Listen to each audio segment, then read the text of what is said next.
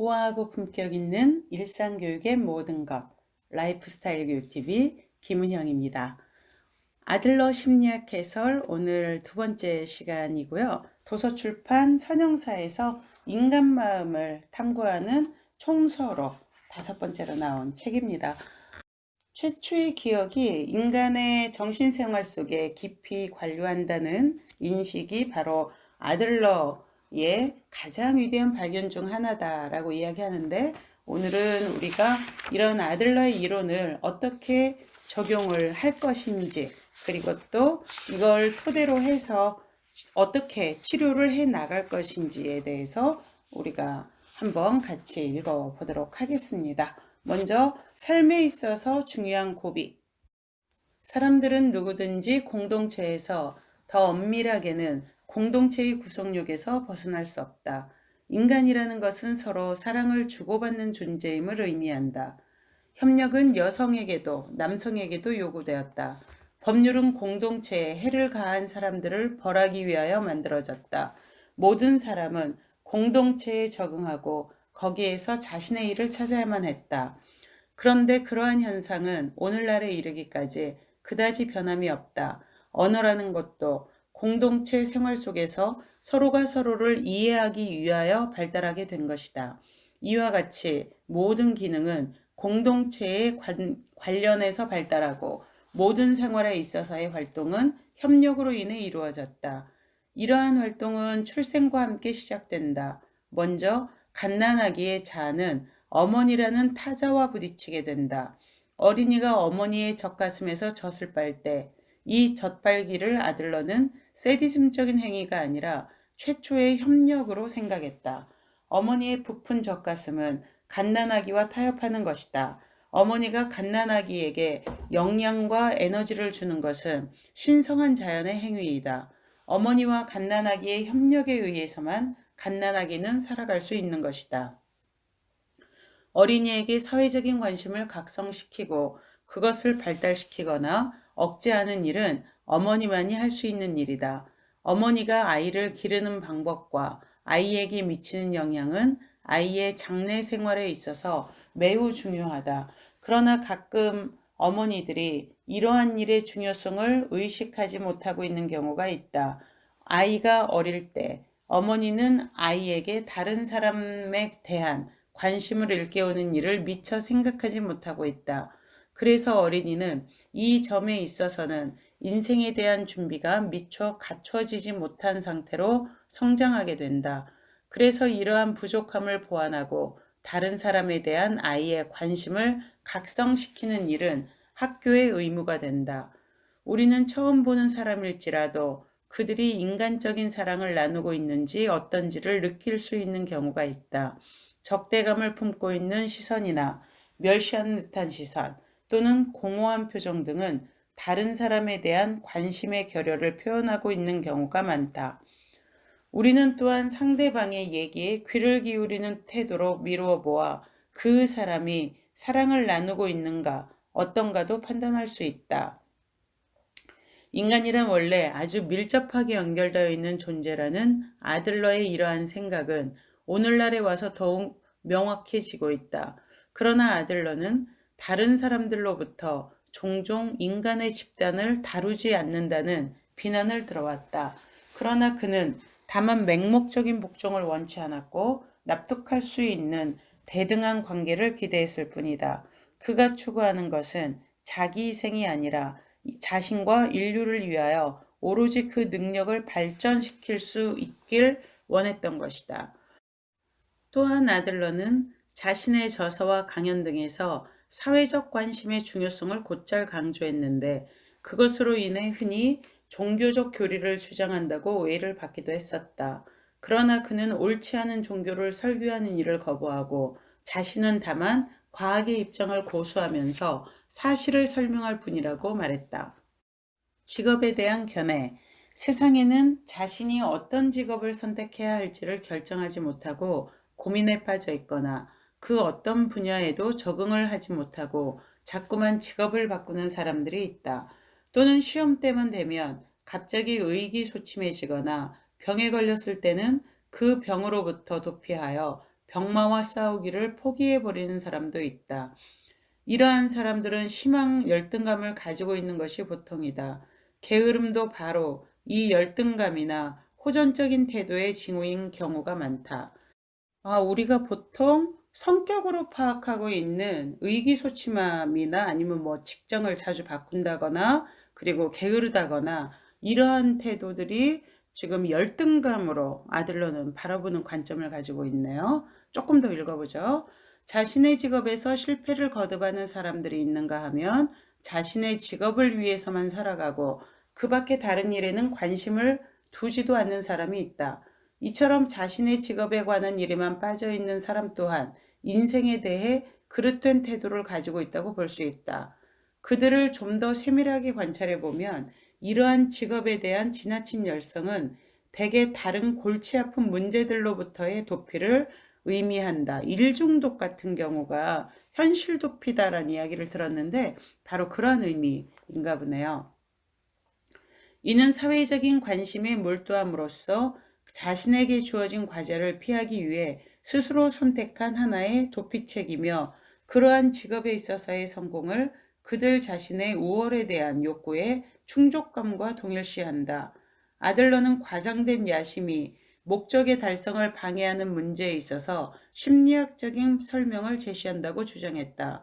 과장된 야심은 우리의 마음에 과도한 심적 긴장을 초래하여 능력의 완벽한 진행을 억제해버린다. 그래서 결국 과장된 야심은 작업 능력을 촉진하기는커녕 오히려 그것에 제한을 가하는 것이다. 간혹 혼자 하는 일에 있어서는 곧잘 능력을 발휘하는 사람이 다른 사람과의 협력을 필요로 하는 일에는 도무지 아무런 능력도 발휘하지 못하는 경우가 있다. 이러한 사람들의 사회적인 관심은 지나칠 정도로 약한 것이 보통이다. 그들은 인류가 의존하고 있는 협력에 대한 자세가 전혀 되어 있지 않은 사람들이다. 장래의 직업에 대비하여 어린이들에게 적절한 준비를 시키는 단계로서 학교의 중요성은 대단히 크다. 아들러는 어린이들 각자가 자신의 장래 직업에 대하여 생각해보는 기회를 갖게 하기 위해 자신이 장차 되고 싶은 사람에 관한 글짓기를 하도록 학교 당국에 요청하기도 했다. 어렸을 때부터 직업을 선택하는 문제에 관해 생각하고 스스로 결정을 하게 되면 어린이들은 그것에 대해 일종의 연습을 시작하게 되는데 이러한 연습은 그들이 나중에 다른 직업을 갖게 되더라도 매우 유용한 경험이 된다. 그렇군요. 이를테면 자기 자신에 대한 기대 수준을 너무 높여 놓는 것도 열등감 중에 하나이고 또 그것을 달성할 수 없게 만드는 요인이다라는 것을 이야기하고 있는데 사실 저 같은 경우도 이런 경우 좀 많은 것 같아요. 나는 열심히 적극적으로 살고 있는 게 아니라 실질적으로는 열등감에 의한 현실 도피적인 기제를 가지고 있는 사람이다라고도 볼 수 있는 것이죠. 이렇게 보면 이것이 내가 꿈꾸고 있는 정말 좋아해서 열정을 다하는 것인지 아니면은 다른 사람으로부터의 열등감을 회피하기 위한 것인지에 대해서 스스로를 정말 잘 알아볼 필요가 있다라는 생각이 드네요. 그 부분은 다음 시간에 미움받을 용기 우리 같이 읽어볼 텐데 거기에서 열등감 파트 좀 자세하게 읽어보도록 하겠습니다. 다음 사랑과 결혼. 사랑과 결혼은 협력의 한 방법이다. 그러나 단지 두 사람만의 행복을 위한 협력이 아니라 인류의 복지를 위한 협력이 되어야 한다는 점을 잊어서는 안 된다. 그러나 이에 대해 아들러는 불완전한 생각을 갖고 있었다. 왜냐하면 그 누구도 사랑이나 결혼에 관해서 일반적이거나 확실한 것을 말할 수 없다는 견해를 가지고 있었기 때문이다. 다만 여기서 아들러가 지적하고 싶었던 것은 사랑이라는 것은 두 사람을 위한 공동의 작업이며 사랑의 결론이 결혼으로 나타난다는 것을 강조하려 했던 것 같다.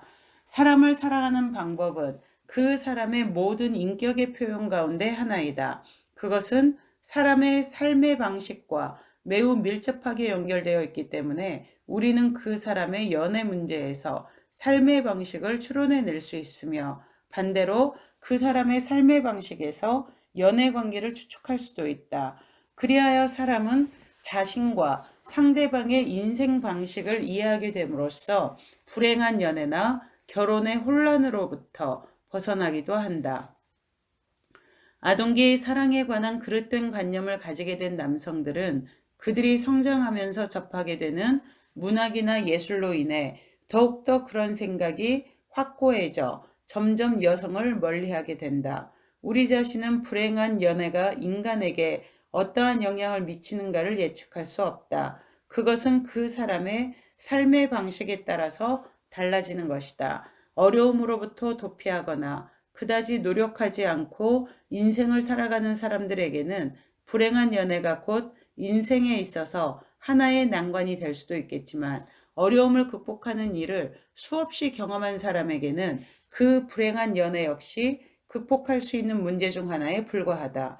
그러한 문제를 어떻게 극복하느냐 하는 것은 용기 있는 사람과 의기소침한 사람의 차이에 지나지 않는다. 태도의 문제이기도 하다는 거죠. 많은 사람들이 사랑이란 것은 결혼 후 상대방의 사랑에 의하여 눈이 떠지는 것으로 생각하고 있다. 그러나 그런 생각은 잘못된 것이다. 왜냐하면 그렇게 생각한 결혼은 의례 불행해지기 때문이다. 결혼한 후 두 사람은 서로의 협력 없이는 더 나은 길을 발견하지 못한다.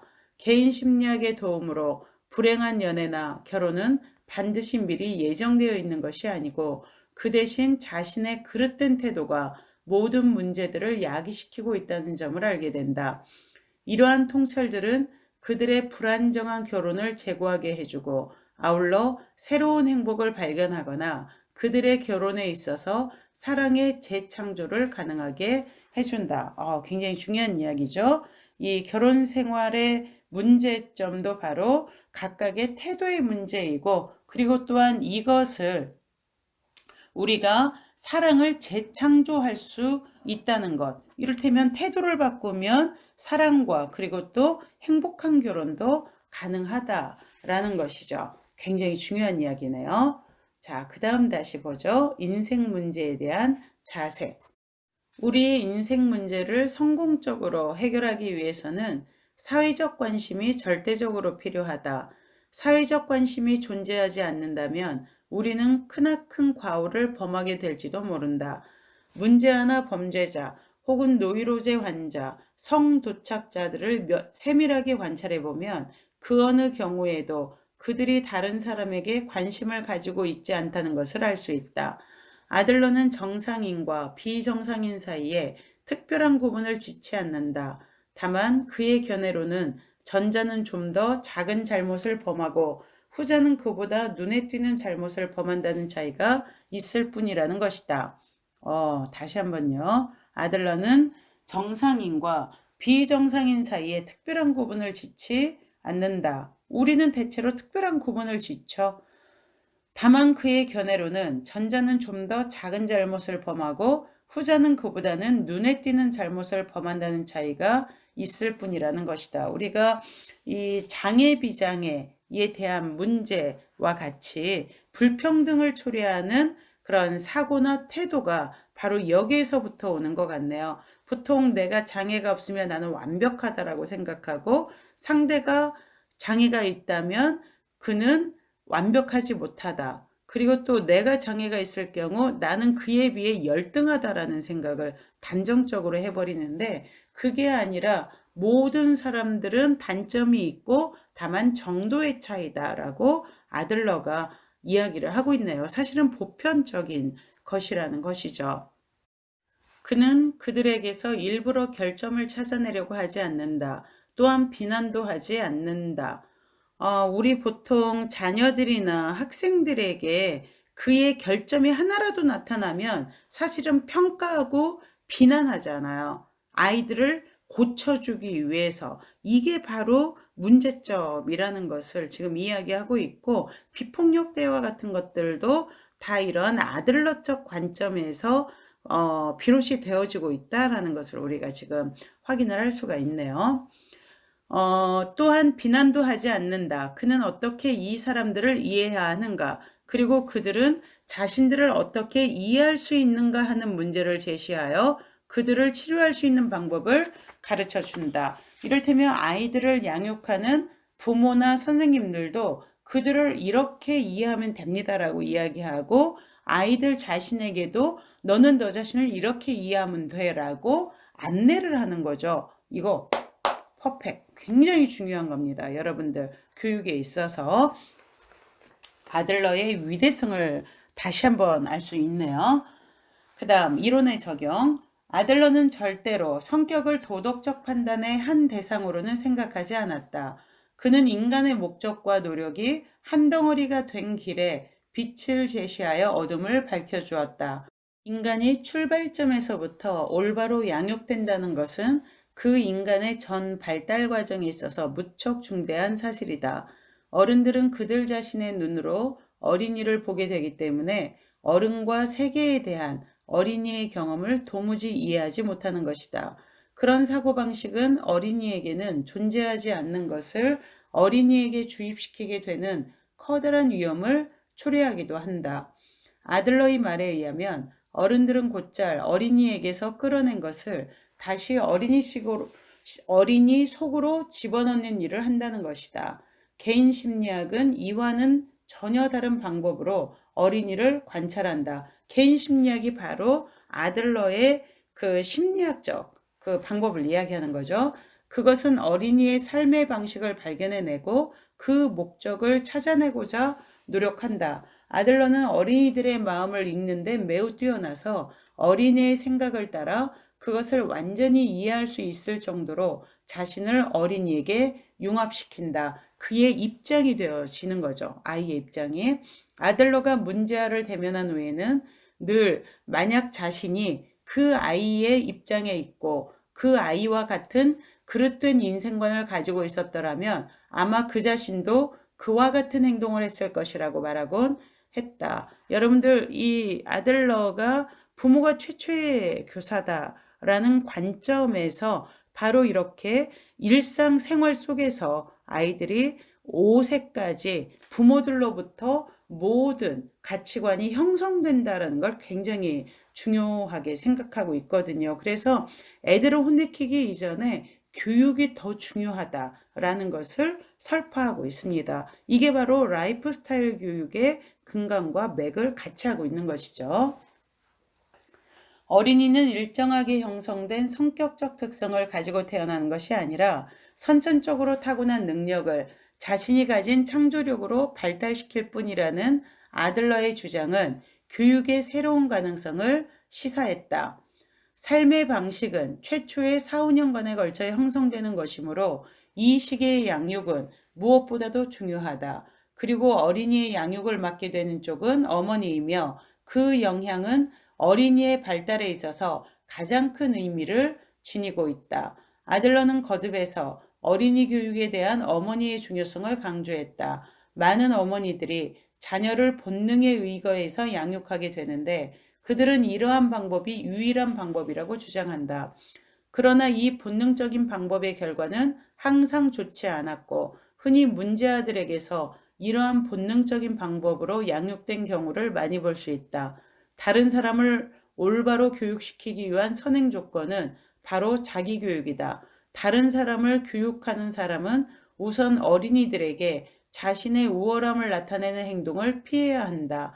이상적인 교육자가 갖추어야 할 조건으로는 이해, 자애, 명랑, 신뢰성, 인내력, 그리고 낙천주의적인 사고가 좋다. 교육의 힘을 확신하는 사람만이 어린이의 정신 안에 감추어진 모든 능력을 발달시킬 수 있다. 다시 한번요. 교육의 힘을 확신하는 사람만이 어린이의 정신 안에 감추어진 모든 능력을 발달시킬 수 있다. 우리가 완고하게 이게 맞아라고 확신하고 아이들에게 그것을 주입시키려는 그런 태도보다 다시 한번 아이들이 가지고 있는 능력을 개발하게 하는 촉진자와 서포트가 되는 게 정말 중요한 교육자다라는 것을 지금 아들러가 다시 한번 하고 있네요. 우리가 부모나 아니면은 교사로서 아이들을 어떻게 대해야 될지, 그들을 계몽해야 될지, 아니면 그들이 가진 것들을 촉진하는 자가 되어야 될지에 대해서 아들러가 명확히 이야기해주고 있네요. 자녀들을 비교적 순조롭게 기르고 있는 부모들은 어떤 문제가 발생하게 되면 커다란 충격을 받게 된다. 그러나 어린이는 외부에서 오는 영향들을 그 자신의 창조력으로 동화시키는 경향이 있다. 많은 사람들이 생각하듯이 교육자 개인의 생각대로 되는 것이 아니라 발달 과정에 있어서의 어린이들이 가진 그러한 생각들이 직접적인 역할을 하고 있는 것이다. 어린이는 처음부터 자신의 인생 문제와 직접 부딪힐 수 있도록 준비되어야 한다.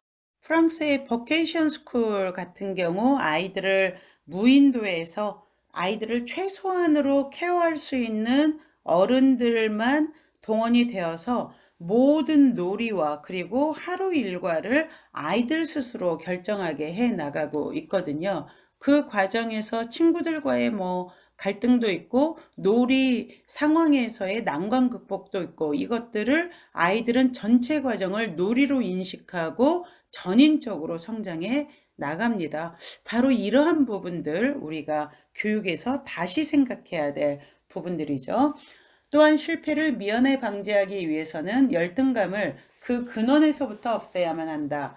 아들러의 경우 응석바지라는 말은 어린이 자신으로부터 독립적인 사고를 빼앗거나 혼자의 힘으로는 어떤 일을 해내는 기회를 주지 않고 어린이가 자신의 능력을 발휘하는 것을 방해하거나 기생충이나 다름없는 존재로 키운다는 것을 의미한다.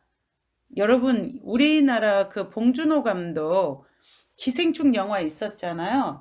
바로 여기에서 힌트를 얻은 게 아닌가 싶더라고요. 저는 읽으면서 다시 한번요.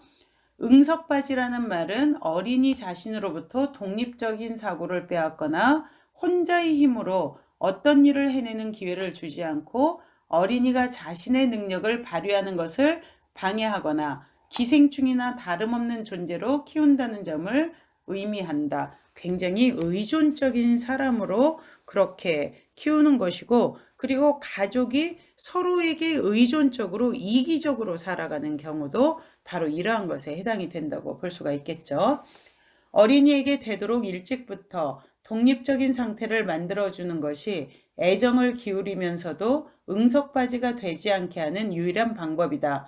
응석바지는 어떤 중병을 앓고 난 후에 나타나는 경우가 많다.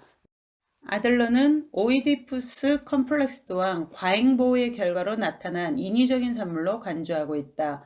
그러나 아들러는 남자아이가 어머니를 차지하고자 하는 성적 욕구는 아주 드문 일이라고 말했다. 그것은 대체로 아버지의 권위를 받아들이길 거부하는 흔히 과잉보호된 어린이가 갖게 되는 힘에 대한 무언정의 욕구라는 것이다. 무시된 어린이들이 적대적인 감정을 품게 되는 일은 흔히 있는 일이다. 이러한 무시된 어린이의 범주에는 정말 무시되어 있는 어린이 외에도 실제로는 무시되어 있지 않지만 어린이 편에서 무시 내지는 방해당하고 있다고 생각하는 어린이들까지도 포함시켜야 한다.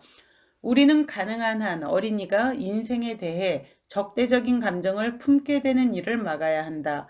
그런 태도는 언제나 그 어린이의 열등감을 강화시키는 결과가 되기 때문이다. 잔소리나 나무람 등은 결과적으로 어린이의 열등감을 부추기는 데 지나지 않는다. 물론 그릇된 행동이나 버릇없는 행동을 무시해도 된다는 말은 아니다. 그러나 어린이의 결점을 고치기 위하여 굳이 야단칠 필요가 없는 것이다. 어린이의 감정을 상하게 하는 말보다 그 문제에 대해 간접적으로 시사함으로써 스스로 잘못을 인정하도록 하는 편이 낫다. 개인 심리학적인 교육은 충분히 습득이 가능한 기술이다. 개인 심리학의 방법은 어린이를 충분히 이해하고 권위에 의해 어린이의 성격 발달이 방해되는 것을 거부하는 것이다. 다시 말하면 간접적인 방법을 쓰는 대신 절대로 힘을 사용하지 않고 어린이를 바른 길로 이끄는 데 힘쓰는 것이다. 어린이가 적극적인 적응력과 낙천주의, 용기, 자신감 및 사회적인 관심 등을 나타나게 되었을 때, 그리고 다른 사람과 협력하여 사회에 이바지한다는 사실을 깨닫게 되었을 때, 비로소 교육자는 자신의 소임을 다했다는 뿌듯함을 갖게 되는 것이다. 치료의 길. 아들러는 상담자의 삶의 방식이 치료 방법을 결정하는 것이긴 하지만 그보다 더 중요한 부분을 강조했다. 첫째, 환자와의 접촉을 시도해야 한다. 둘째, 환자 인생 방식의 잘못을 이해시켜야 한다. 이를테면 라이프 스타일 속에서의 문제점을 이해시켜야 된다는 거죠. 셋째, 환자를 격려해야 한다. 넷째, 환자의 사회적 관심을 발달시켜야 한다. 환자의 저항을 극복하고 신뢰를 얻기 위해서는 상담자의 완벽한 기술이 요구된다. 환자에게는 절대로 권위를 내세우지 말고 친구의 입장이 되어 말해야 하며 환자의 적극적인 협력에 의해서만 치료가 가능하다는 것을 인식시키는 일에 최선을 다하는 것이 그 방법이다. 개인 심리학자는 상대방의 삶의 방식을 발견하는 데 있어서 아무런 곤란도 느끼지 않는다. 그는 환자가 방에 들어서는 모습에서부터 악수하는 자세, 시선, 몸짓들로 미루어 그 환자 얘기를 시작하기 전에 이미 어떤 결론을 짐작할 수 있다. 의사는 보통 환자의 삶의 방식을 즉시 파악할 수도 있다. 우리는 그가 자신의 문제들과 대면하여 스스로 극복해냈을 때야 비로소 진정한 완치를 선언한다. 내 경험에 의하면 낙천적이고 명확하며 인내심이 있고 적극적이고 긍정적인 사고를 가진 사람들이 특히 개인 심리학자로 적합한 것 같다. 나는 아들러가 단 한 번도 다른 사람을 비판하거나 꾸짖는 일을 본 적이 없다. 그는 이따금 어떤 상황을 단 한마디의 말이나 단 한 가지의 몸짓으로 시사할 뿐이었다. 인간성에 관한 그의 독특한 이해심은 가장 복잡한 성격과 상황의 통찰까지 가능하게 했다. 또한 그의 뛰어난 유머 감각은 마음이 극도로 굳어버린 환자들의 마음까지도 사로잡았던 것이다. 아들러는 독선적인 사람을 제외하고는 의학이나 교육학을 연구한 사람은 누구라도 상담자로서 적합하다고 생각했다.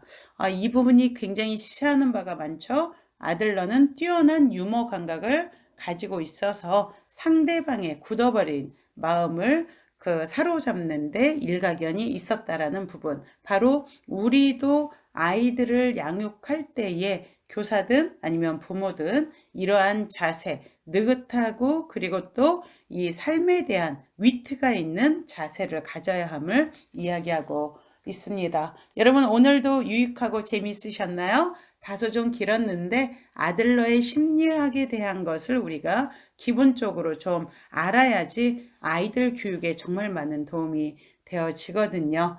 자, 그러면 오늘 여기에서 라이프스타일 교육 TV 북튜브 아들러 심리학 해설 마치고요. 좋아요, 구독 눌러주시고 함께 공유해서 함께 살아가는 세상 만들어가는 거 잊지 않으시기 바랍니다. 빠이.